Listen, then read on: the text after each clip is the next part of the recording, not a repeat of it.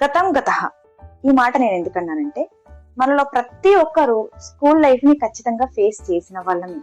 పొద్దున్నే అసెంబ్లీకి వెళ్తాం, అక్కడ ప్రార్థన చేస్తాం, తర్వాత క్లాస్ కి వెళ్తాం, పాఠాలు వింటాం, చదివిన దాన్ని ఇంటికి తీసుకొని వచ్చి చదువుతాము, మళ్ళీ మన పేరెంట్స్ తో టైం స్పెండ్ చేస్తూ ఉంటాం. ఇక్కడ నాదొక ప్రశ్న, అసలు అసెంబ్లీ అంటే ఏంటి? మీలో ఎంతమందికి తెలుసు? అసెంబ్లీ అనగానే పొద్దున్నే ఒక వందే మాతరం, ఒక ప్లెడ్జ్, న్యూస్, తర్వాత మన ప్రిన్సిపల్ స్పీచ్, ఆ తర్వాత పాఠాలు, అంతేనా? కానీ తెలుసుకోవాల్సిన చిన్న విషయం ఏంటి అంటే, assembly is nothing but a group of listeners. Most commonly group of listeners అనే కాకుండా దీన్ని ఆడియన్స్ అని కూడా వింటూ ఉంటారు.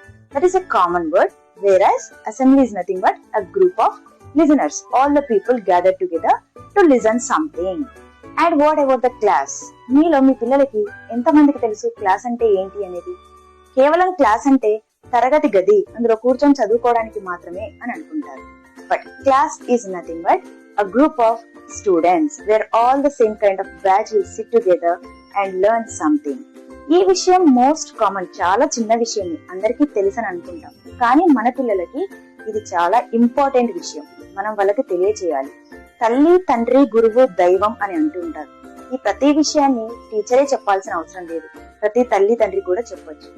ఈ రోజు స్కూల్ నుంచి ఇంటికి వచ్చిన తర్వాత మీ పిల్లల్లో ఎంత మందికి అసెంబ్లీ అంటే ఏంటి, క్లాస్ అంటే ఏంటో తెలుసో కామెంట్ చేయండి. అడిగిన తర్వాత మీ ఫీలింగ్ ని ఖచ్చితంగా నాతో పంచుకోండి.